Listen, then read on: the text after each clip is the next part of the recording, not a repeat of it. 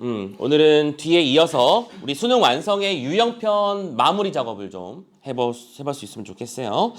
자, 보조자료는 다 들고 오셨죠? 수완 보조자료랑 수완 같이 펼쳐 놓으시고, 선생님도 좀 페이지 좀 펴자. 오늘 유형편의 나머지 작품들, 우리 지난번에 아마 교모까지 끝냈었을 거야, 그치? 나머지 작품들을 마무리를 합시다. 오늘 배우는 나머지 작품들이 어디 가서 다 꿀 만한 작품들이 아니라서 볼만한 작품들이 많아. 봐야만 하는 작품들이 많아. 자, 그런 차원에서 성탄제부터 먼저 얘기를 합시다. 자, 내가 지금 녹화 버튼 눌렀나? 눌렀구만. 성탄제. 지난번에 이런 얘기를 하면서 마무리를 지었죠. 성탄제 이 작품이 분명히 수능 특강에도 실렸었다. 근데 그때의 성탄제는 지금 우리가 보이는 김종길의 성탄제가 아니라 오종환의 성탄제였지. 그래서 우리 그 성탄제 작품의 제목만 들어도 내용이 기억나야 된다고 했었습니다. 그쵸? 그 작품은 결론적으로는 인간에 의한 자연 파괴 이런 것들을 얘기한 작품이었고, 성탄제라고 하는 크리스마스, 즉 인간에게 축복과 사랑의 날에 사륙이 벌어지고 있는 그런 현장을 반어적으로 고발하는 그런 작품이었죠. 근데 이 작품은 전혀 다른 얘기를 합니다. 뭐 주제 알고 있는 사람들도 많고 내신 때문에 본 사람도 많겠지만, 부성애라는 주제를 뭘로? 예수의 레벨로 승화시키는 용도로서 제목 성탄제를 잡은 거야. 그러니까 아버지가 아들을 사랑하는 감정을 어떤 인류에 대한 사랑의 레벨로 끌어올리기 위해서 성탄제라는 제목을 썼다라고 접근하시면 되는 작품인데, 일단 작품 분석부터 먼저 해놓고, 이 작품은 이 주제적 측면에서 유사 작품들, 거의 친구 같은 작품들이 몇 작품 있거든. 그런 작품들도 한번 같이 보면서 마무리 지어볼까 해요. 그래서 시를 좀 몇 작품 보게 될 거야. 자, 첫 번째. 일단은 수능 완성 41페이지를 열어주시면 되고요. 한번 쭉쭉 가봅시다. 첫 번째 구절부터 할 얘기가 있어. 자, 일단 작품이 이렇게 시작하고 있죠. 어두운 방 안에 새빨간 숯불이 피고,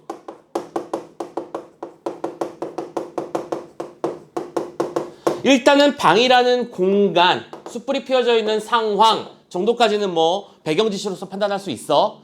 근데 여러분들께 한번 선생님이 질문을 한번 드려보고 싶어요. 자, 너희들은 지금 이 구절이 색채 대비가 맞다고 생각합니까? 맞다. 선생님 어떻게 생각해? 색채 대비가 맞다, 아니다? 어느 부분이냐면 어두움과 당연히 빨간이지. 이 두 개는 색채 대비가 있다 생각한다? 현준아 어떻게 생각해? 있다? 은준아 어떻게 생각하냐? 있다고, 다들 있다고 생각하는구나. 일단은 이 부분은 아직 뭐랄까 확정적 논의가 없는 쪽이라고 선생님이 생각하거든. 왜냐? 선생님도 있다고 생각하는 쪽인데 이걸 질문하는 이유는 뭐냐면, 봐봐. 어두움은 검은색이고 라고 하는 식으로 접근하면 검은색 속에 빨간색이 피어오름으로써 어떤 그 불의 이미지가 강렬하게 드러나는 거라고 설명할 수 있겠지. 근데 어두움이라고 하는 건 뭔가가 보이지 않는다는 뜻도 되잖아. 어둡잖아. 오케이? 그래서 요게 주의가 좀 필요해. 이거를 무조건적으로 시각적 현상의 대비라고 말할 수가 없는 거야. 안 보이는 상황에서 불이 핀 거잖아. 그러면 일단 이거는 맞아. 명과 암의 대비는 맞잖아. 그치? 보이는 것과 보이지 않는 것이니까. 근데 이거를 색채 대비라고 말할 수 있겠느냐는 거야. 명암? 오케이. 색채? 뭐야? 이 어휘는 뭐야? 색채? 선생님도 물음표. 무슨 말인지 이해되고 있어? 그래서 이거는 외우는 개념이 아니고 이해하는 개념으로 접근하면 돼. 그래서 이런 식의 이미지를 가지고 시험 문제를 내는 방법도 있지. 보기를 이걸로 주면 되는 거잖아. 그렇죠? 그래서 명암 대비가 아니라 색채 대비, 아니면 색채 대비라고 명확하게 말하기는 좀 어려운 구절이 분명히 존재한다. 하지만 색채 대비는 아니지. 명암 대비는 확실하게 존재한다. 이렇게 얘기할 수 있는 구절. 이거 좀 알아두셨으면 좋겠어요. 그쵸? 신경 두시고. 이걸 색채 대비라고 암기하지 말라는 얘기야. 알겠지? 때려 외우는 거 아니야. 아무튼 어두운 방에 빨간 숯불이 피고 있고, 또 외로이 늙으신 할머니가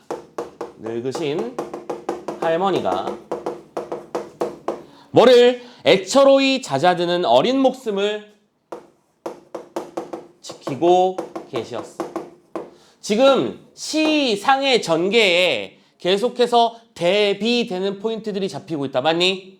그럼 이것도 당연히 전개상의 특징으로 챙겨둘 만한 요소가 맞겠죠? 오케이? 늙으신 할머니와 어린 목숨이 서로 연결되고 있어. 그래서 이 작품은 이러한 뭐를 통해서, 대비를 통해서 뭘 부여하고 있어? 선명한 인상을 부여하고 있다. 이런 얘기 해주면 되는 거잖아. 그치? 뭐 오케이. 자, 그런 상황이야. 그리고 우리는 알고 있지, 이 어린 목숨이 결국에는 화자일 거야. 그런 상황이 놓여 있어. 어렸던 나는 시름시름 앓고 있는 중이고, 참고로 지금 현재 계절은 겨울이야. 집은 넉넉하지 않은 형편일 거야. 그치? 왜? 어두운 방 안이었으니까. 그 안에 숯불을 피우고 있었으니까. 그렇죠? 자, 뭐 아무튼 간에, 근데 그건 포인트가 아니니까. 이윽고 눈 속을 아버지가 약을 가지고 돌아오셨다. 자, 세 명의 존재가 나오네요. 아버지라는 단어와 눈이라는 단어와 약이라는 단어. 그러면 어린 목숨이 잦아들고 있을 때 거기에 대응해서 아버지라는 존재는 눈이라는 고난을 헤치고 약이라는 생명의 존재를 들고 오신 거지. 그럼 당연히 이 두 개의 시여도 너무 당연하게도 대비일 거고요. 여전히 대비의 특성은 이어지고 있다. 오케이. 자, 영탄. 아버지가 눈을 헤치고 따오신 그 붉은 산수유 열매. 근데 약이 이퀄 붉은 산수유 열매야. 약 용으로도 쓰는 걸로도 알고는 있는데 지금 어디 가서 약 지어온 건 아니잖아. 그렇죠? 역시 가난한 상황인 건 확인되지만 중요한 건 여기서도 다시 한번 색채 대비를 일으켰지. 근데 우리 이런 거 많이 보잖아. 여기 있는 이 눈이라고 하는 이미지와 붉은이라는 이미지가 또 이렇게 대비를 이루고 있다는 거 또 챙겨야 되고, 숨어있는 이미지 대비도 항상 잘 챙겨야 된다는 거. 선생님이 예전에 한번 요즘 시험 문제 이런 게 나온다고 했었잖아. 자, 우리가 보통 여름 하면 떠오르는 여름을 상징하는 몇 가지 기본적인 소재들이 있지. 녹음, 그쵸? 그다음에 남풍, 이러고 있어. 그다음에 무더위, 이런 식의 단어가 있는데 여기에 태풍도 껴있더라. 계절을 상징한다고 설명하잖아. 그치? 여기서는 눈이 흰색이니까 그 흰색이 붉은 산수유 열매와 대비된다라는 얘기도 끄집어낼 수 있어야 한다. 이런 것들도 잘 챙겨 두시길 바랍니다. 자, 그래서 아버지가 눈을 헤치고 따왔으니까 그럼 이 붉은 산수유 열매에 주어진 속성은 뭐예요? 헌신적인 사랑이죠. 고난과 역경을 헤치고 다른 사람을 위해서 가져온 거니까요.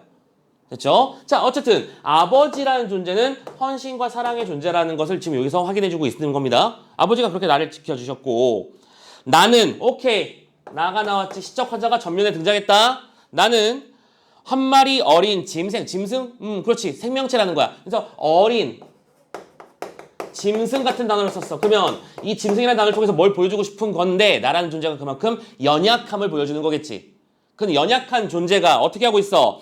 젊은 아버지의 서늘한 옷자락에, 보이나? 보이는구나. 옷자락에 열로 상기한 볼을 말없이 부비는 것이었다. 열로 상기한 볼. 아프니까 열이 올랐겠죠. 또 너무 당연하게도 서늘한 차가운, 열로 상기한 뜨거운. 그럼 이 두 개도 촉각적 심상의 대비가 또 이어지고 있는 중이고요. 자, 그래서 역시 연약한 존재로서의 나를 지키기 위해서 희생하신 아버지의 희생정신을 얘기하는 중. 됐죠? 오케이, 여기까지 끊어가시면 됩니다. 그리고 이따금 뒷문을 눈이 치고 있었지. 그리고 이때 내 기억에는 눈이 오고 있었어. 물론 아까 눈을 헤치고 따오셨다고 했으니까 기억이 나죠. 좋습니까? 그런데 그 다음 구절, 그리고 생각합니다. 그날 밤이 뭔데 지금 이 모든 사건이 이루어졌던 그날 밤이 바로 어쩌면 성탄제의 밤이었을지도 모른다. 이퀄 성탄제의 밤. 확정한 건 아니지만 성탄제 밤이라고 느낄 만큼 지금 그날 밤은 누구? 아버지의 자식에 대한 사랑인데 이 녀석이 성탄제라고 하는 단어와 연결되면서 보통 보편적 인류애 이런 얘기를 하잖아.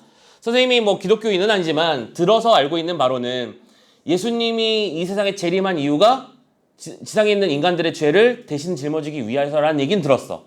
오케이? 그런 차원에서 아버지께서 아들을 위해 대신 희생을 한 거지, 고생을 하신 거지, 이렇게 이해하면 되는 거예요. 자, 그래서 어떤 의미의 확대 이런 식의 얘기를 해주면 괜찮을 것 같아. 좋죠. 그리고 나서 그 다음 단어에 그날 밤 다음 단어에 어느새라는 말이 나왔단 말이지. 그리고 어느새는 역시 중요한 역할을 하죠. 지금 이게 여기까지 이전의 내용이 뭐였다는 거야? 회상이었음을 알려주는 사인지, 그죠? 사인이 되고 어느새 나도 그때의 아버지만큼 나이를 먹었어. 그럼 봐. 또 대비야. 그렇잖아. 왜? 요 끼까지를 기점으로 요 두 개가 서로 과거의 나의 이야기와 현재의 나의 이야기로 대비되고 있는 거잖아. 계속해서 대비의 구조들이 나오고 있다. 됐죠? 그러니까 지금 이 작품은 대비 하나만 가지고도 문제를 생성할 수 있을 만큼 많은 대비가 나오고 있어. 그렇죠? 명암의 대비, 촉각적 심상의 대비, 시간의 대비, 그리고 부정적 이미지와 긍정적 이미지 대비 등등. 됐죠? 챙겨주시고. 자, 나도 나이를 먹었다. 그리고 옛것이라고는 찾아볼 길 없는, 잠깐만, 옛것이라고는 찾아볼 길이 없대요. 그러한 성탄제에 가까운 도시예요. 그럼 이거는 뭐예요? 현재 나에게 주어진 상황인데 성탄제에 가까운 내가 살고 있는 현재의 도시에는 옛것이 없다. 그럼 이 옛것이라고 하는 건 뭐가 없다는 거야? 요것이 없다는 걸 말하고 싶었던 거겠지. 오케이? 그런 상황 속에서 이제 반가운 그 옛날의 것이 내리는데, 근데 반가운 옛날의 것이 내린다. 그럼 봐. 여기 있는 옛 것과 여기 있는 옛날의 것도 분명히 좀 연관되는 시어잖아, 그러면. 그치? 근데 이 두 개의 시어가 의미하는 바를 잘 찾아보자. 옛날의 것, 요 옛 것은 아버지의 헌신적인 사랑과 같은, 그치? 사랑에 대한 이미지야. 오케이? 사랑이라고 쓸게. 근데 여기서 반가운 옛날의 것은 사랑이 내리는 거냐, 설마? 아니지. 눈이었잖아. 맞지? 반가운 옛날의 것이 내리는데, 그럼 이때 눈은, 잘 봐. 이 눈이야? 같은 건 맞아? 물론 눈이라고 하는 매개로서의 동질성은 가지고 있지. 근데 이 눈이 이 눈이랑 같은 거냐고. 아니지. 반가운이라는 수식어를 썼단 말이죠. 됐어? 그럼 여기서 말하는 눈이라고 하는 것은 그 눈을 통해서 떠오른 요 눈이 되는 거지. 됐죠? 오케이? 부정적 의미로서의 눈을 연결하는 게 아니라 이거는 반가운이라는 시어를 연결했으니까 뭔가 긍정하고 있는 것. 그래. 우리 이런 거 보고 이렇게 얘기하잖아. 지금 저 눈을 보니까 그 당시에 그때 눈이 떠올랐어 라고 말하는 것이므로 우리는 이걸 과거, 회상의, 매개체와 같은 용어로 사용하잖아요. 됐죠? 그래요. 그래서 요 옛것과 요 옛것도 다르고 요 옛것의 의미인 눈과 이 눈도 다르다 라는 걸 잡아서 이것도 지금 선생님 느끼기에 문제 만들기 되게 좋은 지점인데요?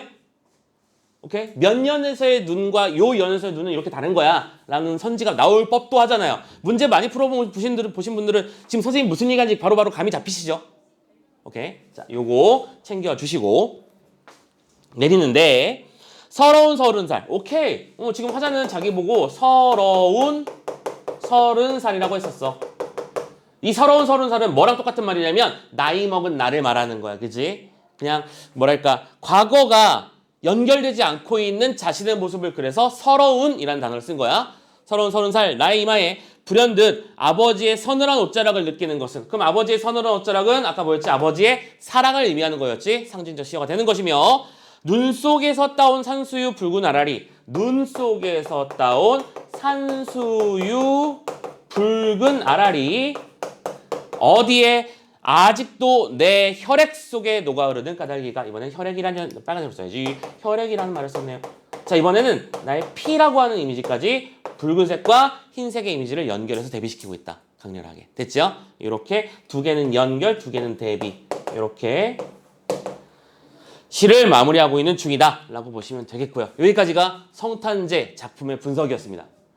금방 됐죠? 자, 내용이 어려울 것까지는 없다. 그쵸? 근데 선생님이 생각하는 이 작품의 가장 중요한 키워드 대비. 그지? 주제는 당연히 희생적 사랑에 대한 얘기가 되는 거고 구성애가 되는 것인데 여기서 대비라고 하는 방식을 좀 주로 써서 작품이 전개되고 있었음을 꼭 기억해내시고 성탄제라는 제목을 보자마자 작가도 같이 봐야 되고 이렇게 생각을 해주셨으면 좋겠다.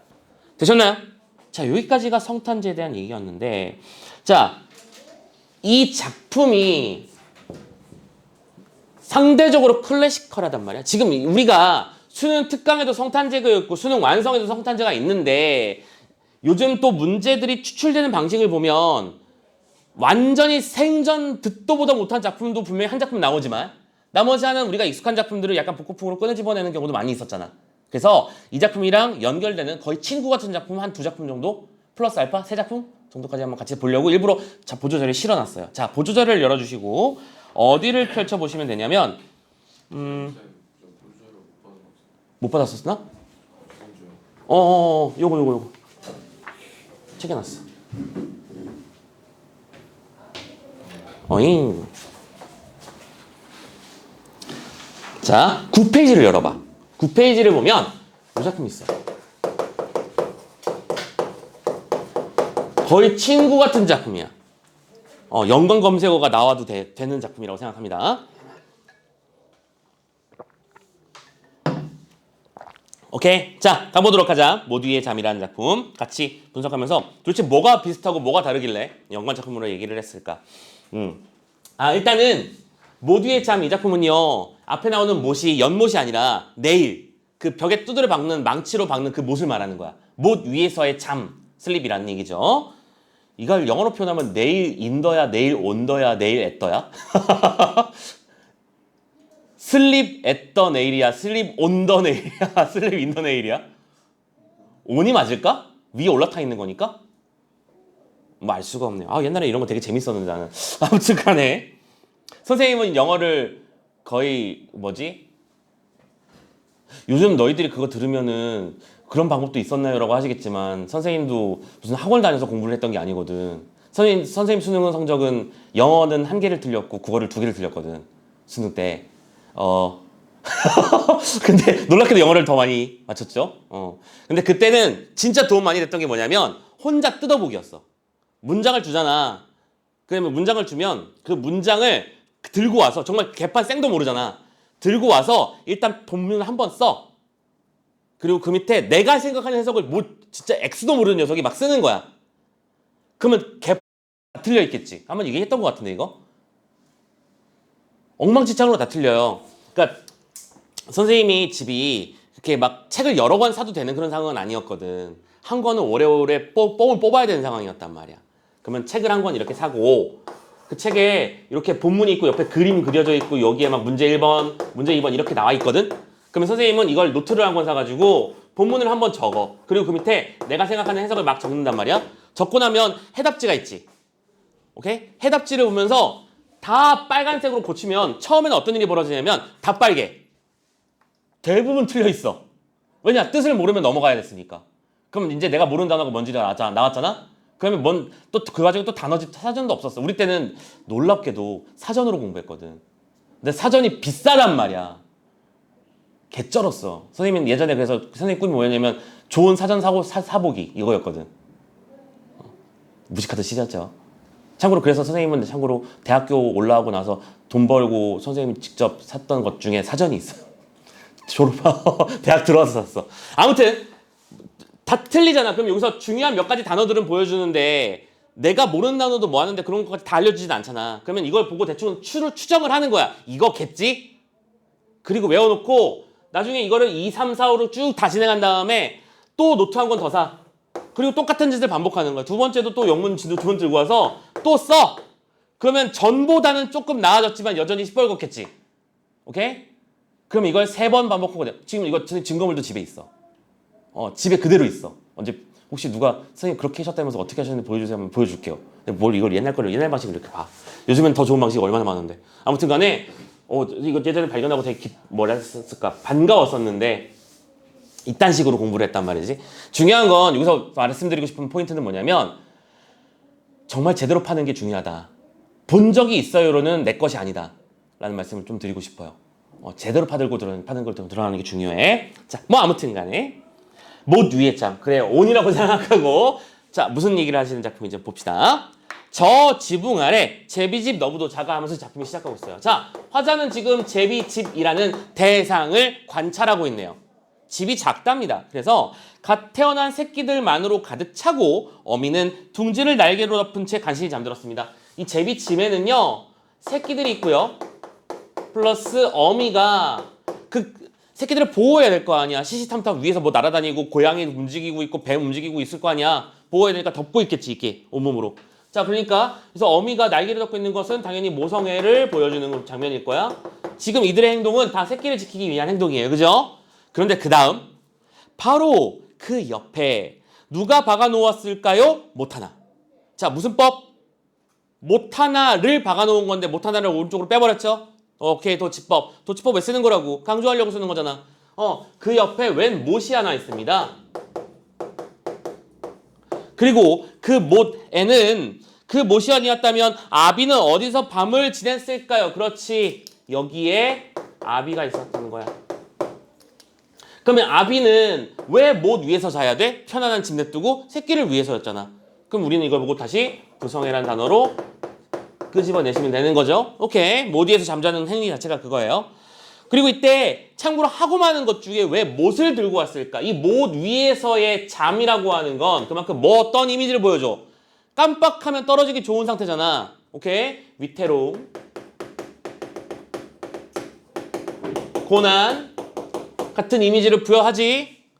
힘겨움을 의미하지. 좋아요. 뭔가 여기서 눈하고 이미지가 비슷하지요. 계속.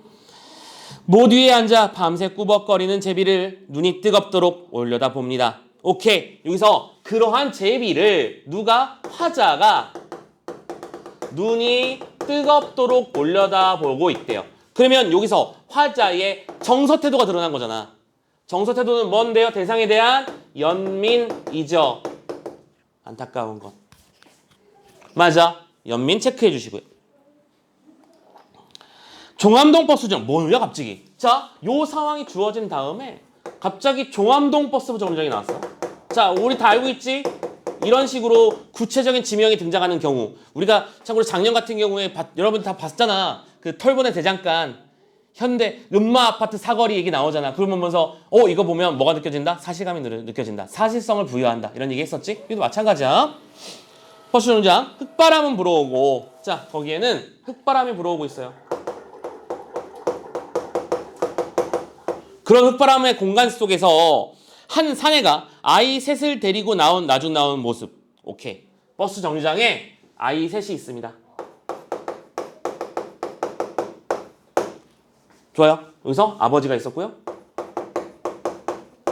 라인 맞추려고 하는 거야. 어머니 나올 거야. 잠시 후에. 아이 셋을 지금 일반적인 이미지와 다르게 누가? 아버지가 데리고 나왔죠. 그리고 나서 다음 수많은 버스를 보내고 나서야 피곤해 지친 어머니가 지금 피곤해 지친 한 여자가 내리고 그 창백함 때문에 반쪽 난 달빛은 또 얼마나 창백했던가요? 자, 어머니라고 한 단어는 뭐랑 연결돼 있어? 달. 그리고 달로 이어지는 창백의 이미지. 그럼 여기서 창백함의 이미지는 뭐에 반대되는 개념이거든. 생기 넘침에 반대되는 이미지잖아. 그럼 이건 당연히 어머니가 삶이 그만큼 고달프다. 그쵸? 여기선 달이라고 그쵸? 고달픈 삶을 사시는 거고 그럼 당연히 어머니도 가족을 위해서 지금 희생하고 있는 중인 거겠지? 오케이. 혼자만 살아난다면 이렇게까지 안 해도 될 거라는 생각이 들지 않아? 그쵸? 창백함의 이미지, 즉 시각적 이미지를 통해 대상의 정서를 표현하는 중이야. 그리고 아이들은 달려가 엄마의 옷자락을 잡고 제자리에 선 채 달빛을 좀 더 바라보던 사내의 쉼표 그 마음을 오늘 밤은 알고 것 같습니다. 지금 아버지가 돈을 벌지 못하고 있는 상황인 거네. 아이를 셋이나 책임져야 되는, 그 새끼를 책임져야 되는 상황인데 그럼 아버지는 지금 아이들은 지켜야 되는데 내 아내가 다 가서 돈을 벌고 있으니 여기서 느껴지는 아버지의 감정은 뭘까? 미안함과 안타까움 이었을 거라고 추정되지. 왜? 달을 봤다고 했으니까. 달은 어머니니까. 오케이?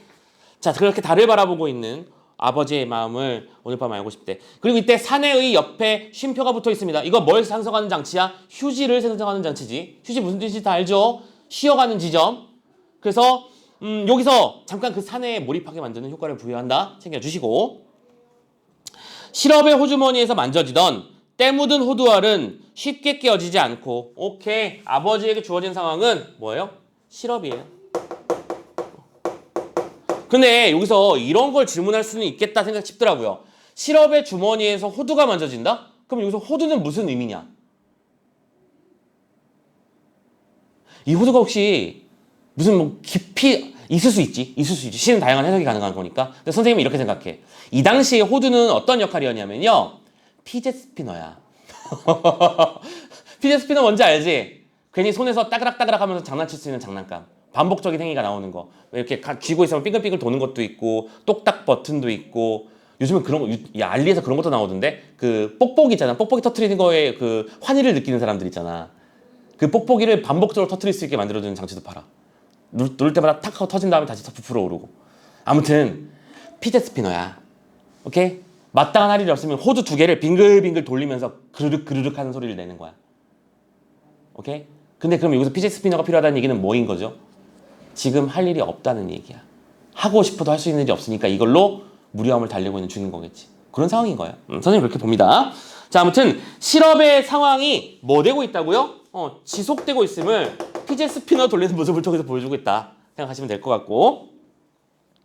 그럴듯한 집 한 채 짓는 대신 못 하나 위에서 견디는 것으로 살아온 아비. 그렇지. 아버지가 오랜 실업 속에서 어머니에 대한 미안함을 품에 안은 채 어쩔 줄 몰라 하며 이렇게 살아왔다. 아버지가 설마 그 놀았겠니? 이런 상황에서? 그럴 리는 없다고 봐. 그죠? 그러니까 그런 것에 대한 미안함이 마치 뭐 있는 못 위에 차서 잡는 아비제비의 모습과 닮아 있다고 생각하는 거야. 오케이? 그래서 이게 그럼 결론적으로 뭐예요? 못 위의 제비는 아버지를 떠올리게 하는 과거 회상의 매개체가 돼버린 셈이네.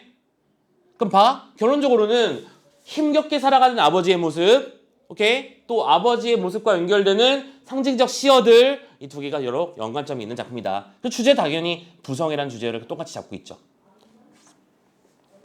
거리에선 아직도 흙바람이 몰려오나 봐요. 아직도 흙바람이라는 얘기는 뭐 당연히 삶의 시련의 지속일 텐데, 돌아오는 길 희미한 달빛은, 자, 여기서 달이 나왔었는데 그 다음에 돌아오는 길에 희미한 달빛은 창백하지만 어쨌든 밝은 존재야. 그죠? 가족에게 비치고 있는 아직까지 이어지고 있는 어떤 삶의 원동력 같은 녀석을 말하는 걸 거야. 그럼 앞에서 말했던 달과는 같지만 다르다 생각되실 것 같아요. 희미한 달빛은 위안으로서 이미지가 나타나고 식구들의 손잡은 그림자를 만들어주기도 했지만, 그치? 식구들은 그러임에도 불구하고 손잡고 가고 있잖아. 그렇지 않아? 가족들이 돈이 막 썩어 넘쳐. 그러면 오히려 불화하고 그런 경우가 되게 많지 않나? 그 재산은 내 거야. 그 재산은 내가 받아야겠어. 이렇게 유산 상속 싸움하는 사람들 되게 많잖아요. 그런 차원에서 선생님은 참, 선생님 동생이랑 그런 차원에서 의견이 잘 맞아서 되게 좋은 편이야. 되게 만족스러워. 아버님이 돌아가셨을 때 유산 상속을 하라는 거야. 유류분권이란 말 들어봤지? 오케이? 어머니에게도 상속 재산권이 부여되고 아들내미 둘이 있거든. 선생님하고 선생님 남동생 둘이 있는데 고민도 안 했어. 이제 남은 재산을 아버지께서 이제 은퇴를 내년에 해야지. 그리고 나도 은퇴하면 나도 이제 운전이라는 걸 배워봐야지. 운전 배워서 와이프랑 여행도 다녀봐야지. 우리 어머니랑. 막 그런 얘기를 하셨던 분이란 말이야. 그리고 1년 365일, 일요일 하루 제외하고 선생님이 본 모든 순간마다 단 하루도 예외 없이 아침 6시 반에 출근하셔서 밤 12시에 들어오셨어. 월, 화, 수, 목, 금, 토를. 그렇게 사셨어. 그래서 돌아가실 때 너무 한탄스러웠지. 이제 쓰실 타이밍인데 모아놓은 거 너무 허무하게 날리시더라고. 날아가더라고. 암 때문에. 그래서 어머니한테는 그랬지. 무슨 아들내미 넘겨주고, 아버지도 그렇게 말씀드렸고, 우리 둘 다, 아들내미 둘 다. 뭐 이거는 넘겨줘야 되는 거니까 그런 재산 생각하지 말고 혹시 남으면 땡큐요. 자, 마음껏 즐기시고 남으시면 땡큐하고 바뀔 테니까 그 신경 쓰지 말고 마음껏 즐기고 놀고 가세요. 즐기다 가셨으면 좋겠어요. 그래서 그때 당시에 이제 어머님께 이제 그 각서를 썼어. 아니 써야 된대 이런 거를. 그래서 유산 포기 각서를 써야 된대. 그래서 이제 그렇게 해야 이제 어머니께 다 돌아가. 그럼 어머니가 다 가지고 계시고 어머니가 알아서. 근데 어머니는 또 아파트 가지고 있는 것도 팔아서 둘이 살기엔 혼자 살기엔 너무 크다며 조그만 데로 또 옮기시더라고. 뭐 여전히 그러고 계신데 아무튼 선생님은 우리 어머님도 그렇게 좀 즐기다 사셨으면 좋겠는데 또 아들내미들한테 부담 안 주겠다고 지금도 일을 하셔. 그런 부모님 밑에서 배웠기 때문에 선생님은 그래도 성공적인 삶을 살고 있다고 생각하고 감사한 마음이고. 그런 차원에서 이제 그거 내 건데. 우리 소설이나 TV 보면 폐륜아들 너무 많잖아. 그쵸? 버리고 도망갔던 엄마가 애 죽었다고 보험금 타려고 나타나고 는 경우도 있어. 구하라법이었나 그게? 그런 세상을 생각하면 참 세상 그지 같다가도 또 한 줄기 희망도 있는 것 같아 보이고 그렇습니다. 여러분들 탐내지 말고 자기 길 개척합시다. 자, 그리고 어제도 말씀드리지만 남아서 주시면 땡큐. 부담 갖지 말고 받으세요. 남아서 주시는 거라면. 근데 그래요. 자, 희미한 달빛 그 얘기를 하고 있는 것 같습니다. 그러기에는 자, 손잡은 그림자, 가족 간의 애정, 사랑을 말하는 걸 거야. 그림자를 만들어주기도 했지만 그러기엔 골목이 너무도 좁았고 늘 한 걸음 늦게 따라오던 아버지의 그림자. 그렇지. 아버지만은 그러니까 가족이 4명이 우르르 같이 갈 수는 없으니까 아버지는 뒤따라가서 걷고 있었을 거야. 그리고 그 가족들의 뒤를 따라가는 아버지의 마음은 어떠하였을까를 상상하게 만드는 그런 힘을 이 시에서 보여주네요. 그리고 아버지의 그림자 그 꾸벅거림을 기억나게 하는. 자, 생각해봐. 여기서 말하는 꾸벅거린다 라고 하는 건 중의적 의미가 있지. 첫 번째, 당연히 못 위에서 잠들어 있는 제비의 모습이기도 할 것이며 두 번째, 아버지가 힘을 내지 못하는 상황을 얘기하는 걸 수도 있겠죠. 그 두 개가 서로 연결되어 있다라는 걸 생각하시면서 못하나 그 위에 잠 이렇게 명사형, 종결을 통해 강렬한 여운을 형성하며 시를 마무리했나요? 이런 건 뻔히 보이시죠? 자, 이런 식의 내용들 작품이었습니다. 됐어? 거의 친구 같은 작품이랑 같이 한번 살펴봤고요. 그 다음 작품, 다음 페이지 넘겨보세요. 결빙의 아버지도 봐야 돼. 지우자. 요 정도만 챙기고 가자. 결빙의 아버지.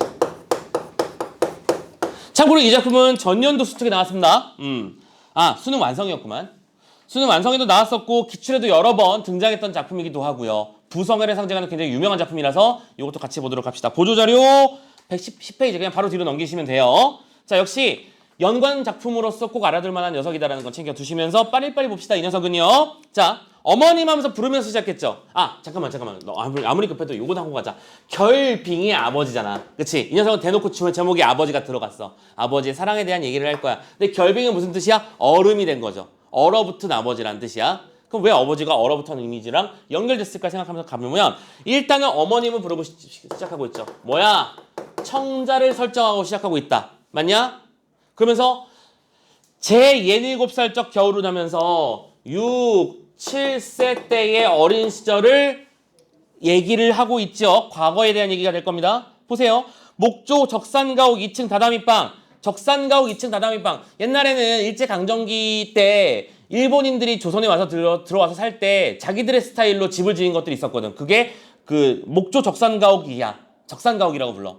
붉은 벽돌이라서. 오케이? 그리고 이때 다다미는 왜인지 당연히 이해가 되실 거고. 그리고 이제 일본인들이 떠나고 난 뒤에 그 집들은 거의 헐값에 팔려나가고 가난한 사람들이나 그렇지 많은 사람들이 여기서 들어가서 살게 되었을 거 아니야. 그런 것들을 상징하는 공간이야. 자, 다다미방에 벌거숭이 유리창 깨질 듯 울어대던 외풍 탓으로. 자, 유리창이 깨질 듯 울어댄다라고 말했으니까 청각적 심상이고 지금 이거는 그만큼 힘겨웠던 과거의 모습을 깨질 듯이 울어댄다는 청각으로 표현한 거니까 형상화란 단어를 쓴 거야. 그치? 자, 여기 필기한 돼 있는 걸 그냥 따라갑시다. 외풍 탓으로 한없이 추웠지요.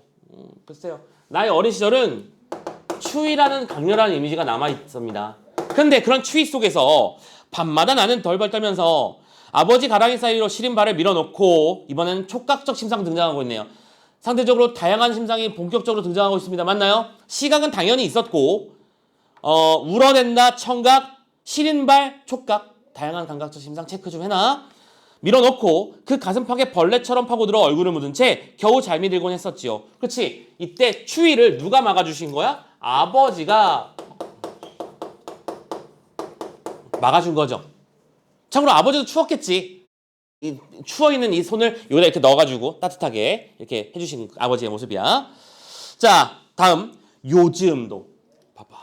시어가 만약에 이게 요 두 개만 딱 있다면 과거와 현재의 대비라고 말하면 될 거야.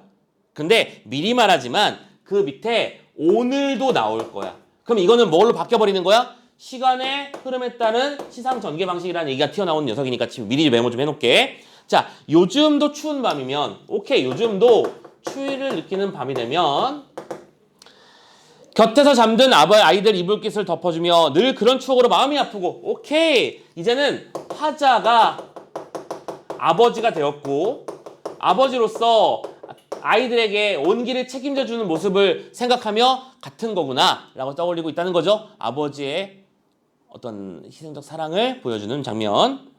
나를 품어주던 그 가슴이 한 줌 뼈가루로 사가 붉은 흙에 잡시 없이 뒤섞여 있음을 생각하면 한 줌, 근데 아버지는 지금 한 줌 뼈가루 되어서 붉은 흙에 섞여 있대요. 자, 얘들아, 그 밑에 시각적 형상화란 말 보이지? 아, 요거는 일단 청각, 촉각, 시각이라고 하는 우리 맨날 말하는 그거 다양한 감각적 심상에 대한 얘기랑 연결되는 거야. 오케이? 이거는 챙겨 놓으시고. 근데 여기에 안 보이는 것처럼 숨어 있는 대비가 하나 있잖아. 찾아냈어? 지금 우리가 방금 읽은 구절에도 대비가 있잖아. 어딨니? 그렇지. 뼈가루의 흰색과 붉은색의 흙이 또 대비되는 거잖아. 알고 있죠? 이런 거? 대비는 강렬한 인상을 부여하기 위한, 선명한 인상을 부여하기 위한 장치. 여러 번 얘기했어. 숨어있는 거 잘 찾아. 항상. 뼈가루로 사가 뒤섞여 있으면 생각하면 옛날처럼 나는 다시 아버지 곁에 눕고 싶습니다. 아버지처럼 죽어버리겠다는 게 아니라 아버지와 함께 누워있고 싶다는 얘기겠죠. 아버지가 떠올라요. 하는데 좋아요. 그런데 오늘 어머님, 오늘 영하의 한강교를 지나면서 오케이? 영하의 한강교를 지나고 있어. 한강대교 말하는 겁니다. 영하니까 당연히 추위를 말하는 거 맞지요? 기온이 영하로 떨어져 있었는데 문득 나를 품에 안고 추위를 막아주던 67살적 그 겨울밤의 아버지가 이승의 물로 화신해 있음을 보았습니다. 자, 아버지가 이퀄 이승의 물로 화신해 있었대. 뭔 소리야? 아버지가 이승의 물로 화신을 했다고?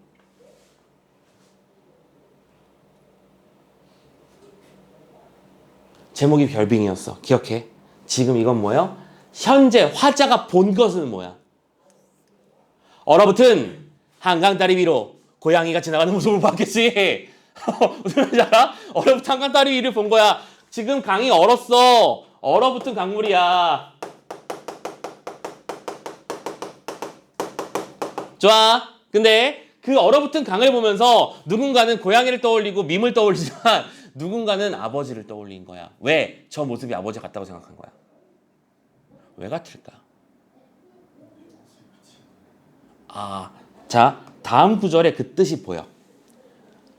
물이 얼면, 얘들아, 한강이 머릿속에 떠올려봐. 한강이 얼면 위부터 아래까지 꽁꽁 싹 다 얼어서 고기가 다 죽어버리겠냐? 그게 아니잖아. 얼면 어디가 오는 거야? 표면 부분이 얼어요. 오케이? 한강물을 단면도로 친다면, 이게 한강물이 꼭대기라면, 그리고 깊이가 이 정도가 된다면 여기까지는 얼겠지. 그리고 여기는 물이 흐르겠죠. 맞나? 옛날에는 말이야, 한강이 열면 한강 스케이트장 열고 그랬는데 니들 상상도 못하겠지. 옛날엔 그랬어. 옛날엔 한강이 백사장이었던 것도 알아 혹시? 모래사장이었어요. 한강에 그 여러분들 무슨 대천 해수욕장 그런 것처럼 여름이 되면 피서객들이 그 튜브 들고 백사장에 앉아 누워서 해수욕장처럼 즐겼어. 한강이 그런 공간이었어 원래. 옛날엔 그랬어. 근데 그거를 어떻게 한 거야? 정비 사업을 했잖아. 한강 이제 이걸 옆면에서 보자면 한강이 이런 식으로 이제 물이 이렇게 흘러가고 있었겠지. 그럼 여기서 여기 부분 파내고 여기 부분 파내서 깊이를 정확하게 확보한 다음에 여기서 파낸 흙들은 다시 여기 걷어가지고 여기에 묻어놓고 여기다가 시멘트로 마무리. 그래서 우리가 알고 있는 한강의 모습이 지금은 이런 모습이 된 거야. 다 정비돼 있잖아. 막 모래 같은 거 쓸려 다니지 않게 정비 사업을 한 거죠. 됐어? 지금 이렇게 변했는데 옛날에 모래사장에 있을 때 여기가 깡깡 얼잖아. 그러면 이게 두께가 굉장히 두꺼웠기 때문에 시민에게 개방을 했어. 안전점검 당연히 하고 그러면 거기 가서 막 스케이트 빌려가지고 스케이트 타고 그랬었어. 그러던 시절이 있었어. 지금은 전혀 없지만 다 사라졌지만 안전 문제 때문에. 자, 뭐 그게 뭐 요게 고구려신 거랑 관계가 있는지 없는지 모르겠지만 아무튼 그런 시절도 있었다. 그래서 뉴스에서 맨날 한강물이 얼면 이제 언제부터 놀러 갈 수 있나 다들 검색을 그걸 했단 말이지. 몇 월 며칠부터 놀러 갈 수 있다. 언제부터 열린다. 올해는 날이 좀 덜 추워서 그랬었는데 요즘엔 점점 지구가 온난화되면서 이거 못하게 된 거야. 옛날에는 깡깡 얼었으니까. 그렇습니다. 자, 아무튼 간에 자, 아버지의 모습을 여기 얼어붙은 여기 요 부분에서 본 거야. 저 얼음 밑에는 물이 흐르고 있겠지를 생각 떠올린 거겠죠. 따라가 보세요. 왜? 품 안에 부드럽고 여린 물살은 무사히 흘러가라고. 부드럽고 여린 물살이야. 그럼 이건 누구를 비유한 것이겠지? 보호받아야 될 존재들, 자식들을 말하는 거겠지. 흘러가라고. 꽝꽝, 음성상징어 생동감. 어강강 얼어붙은 잔등으로 혹한을 막으며 오케이, 이게 누가 되는 거야? 아버지가 되는 거야. 아버지는 혼자 추위를 등으로 막으면서 하얗게 얼음으로 엎드려 있던 아버지가 떠오른대요. 이거 이제 이해됐어? 그러니까 오케이. 자, 추위를 몸으로 막으며 물살을 흘러가게 만드는 존재로서의 아버지를 떠올리는 거야. 굉장히, 그러니까 너희들은 얼어붙은 한강 다리를 보면 이런 게 떠오를까? 선생님도 마찬가지 안 떠오를 것 같아. 그러니까 이런 사람이 진짜 시인이죠. 그래서 마지막에 아버지, 아버지, 점점점. 아버지 두 번 반복했으니까 호명, 강조. 점점점, 생략, 강조. 명사형 종결도 강조. 전부 다 강조지. 오케이. 아버지의 어떤 사랑을 떠올리는 현재 화자의 모습을 그린 작품, 이렇게 이해하시면 되겠습니다. 자, 이 정도까지 작품들 한번 정리를 해놓으시면 되겠고요. 참고로 그 뒤에 12페이지에는 박목월의 가정이란 시까지 갖다 놓긴 했는데, 야, 5분만 쓰자. 이거 5분 안에 해결해 드릴게요. 이 작품까지만. 지금 봐. 지금 우리 정규 원래 수업했던 작품인 성탄절 뒤에 모두의 잠이든 결빙의 아버지든 가정이든 이 작품, 이런 작품들을 보여드리고 있어요. 그렇죠? 주제 연계라서 그래. 주제 연계라서 좀 가능성이 매우 있는 작품이라서 일부러 챙겨온 거니까 좀 챙겨봐 주시고, 이 녀석은 필기되어 있는 상태 그대로 따라가겠습니다. 너무 뚜렷하게 필기가 잘 돼 있어서 이거 가져갈게요. 박목월의 가정입니다. 지상에는 9켤레의 신발. 자, 집에 신발이 9켤레가 있대요. 근데 아니 현관에는 아니 들간에는 아니 어느 시인의 가정에는, 참고로 그러면 어느 시인은 누굴 말하는 거야? 박목월 시인 자기 자신을 말하는 겁니다. 시인에게는 알전등이 켜질 무렵을 문수가 다른 9켤레의 신발을 보고 있는 중이다. 문수가 다르다는 건 무슨 뜻일까? 여기서 문수라고 하는 건 신발의 사이즈를 말하는 거야. 요즘에는 신발 사이즈를 밀리미터 단위로 말하잖아. 그래서 몇 시니? 신발. 우와, 선생님 똑같네. 55? 작은 편인 거 맞지, 그지? 보통 남학생들이 70에서 80 정도가 표준이 많이 쓰는, 많이 써? 일반적인 사이즈인 것 같고. 참고로 선생님 와이프는 발이 225요. 어떻게 몸이 집행되는 건지 난 궁금해 죽겠어. 아무튼 간에. 그리고 300 넘는 사람도 흔하죠, 그죠? 요즘에는. 다양한 사람들이 있는데, 옛날에는 신발을 문이란 단위로 불렀어요. 그리고 써져 있잖아. 1문은 2.4cm야. 됐어? 오케이. 그래서 뭐 신문, 12문 이런 식으로 신었었는데, 자, 가봅시다. 내 신발은 근데 19문 반이래요. 19문 반은 이게 그냥 그러느냐고 넘어가면 안 되는 게 10.5문이잖아. 아니, 이제 미쳤나 봐. 19.5문이잖아. 계산해 보면요 47cm가 나와요. 아니, 신발 사이즈가 470이라고요. 말이 안 되지. 그럼 이건 뭐일 거야? 과장된 표현일 거야. 그럼 신발은 뭔가 의미와 상징이 있는 거겠지. 상징 보시면 눈과 얼음의 길을 걸어 그들 옆에 벗으면 육문삼에 코가 납작한 귀염둥아 우리 막내동아가 나오는 거야. 그럼 뭐야? 대비잖아, 지금 여기서. 그치? 19문 만에 나의 신발과 육문 3짜리 쪼꾸미 신발들이 있는 거잖아. 그리고 육문 3의 신발이 눈과 얼음의 길을 걸어온대. 그럼 뭐야? 아버지로서 희생을 말하는 거겠지. 그러니까 다른 작품이랑 다르게 이 작품이나 이 작품은 전부 다 뭐가? 누가? 아들이 부성애를 느끼는 작품이었다면 이 작품은 뭐가 되는 거죠? 아버지 자기 자신이 느끼는, 그치? 아들에 대한 책임감을 말하는 작품이야. 그래서 같은 결이지만 좀 다른 결이기도 한 거야. 그래서 보여드리는 거고. 자, 눈과 얼음의 길이라고 하는 고통스러운 삶의 현실을 이기고 나서 그들 옆에 존재하는 아버지의 모습. 그리고 귀염둥아 우리 막내둥아. 그 중에서 볼 때 원래 사람이 그렇잖아. 막내가 항상 있는 이쁜 법이 있긴 하거든.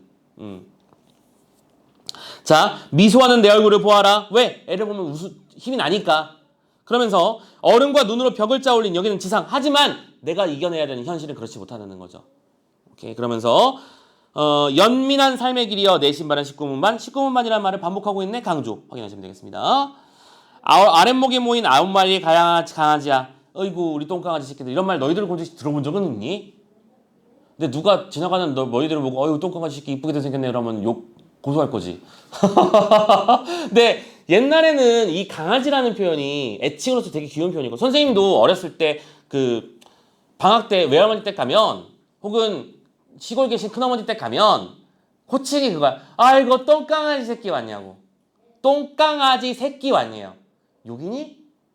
아 얼마나 정겨운 표현이야. 얼마나 정겨운 표현인데. 그렇게 불러주시는 분이 없는 게 지금 슬플 뿐이지. 자 아무튼 9마리 강아지입니다. 강아지 같은 것들 개 같은 것들은 그들 안 해요. 예쁘고 귀엽다는 뜻이야. 굴욕과 굶주림과 추운 길을 걸어. 지금 보면 너무 완벽하게 세모 보이지? 어려울 거 없어서 그냥 따라갑니다. 추운 길을 걸어 내가 왔다 아버지가 왔다 아니 19문 반의 신발이 왔다. 오케이. 그리고 아니 지상에는 아버지라는 어설픈 것이 존재한다. 근데 아버지로서 나도 뭘 느끼고 있어?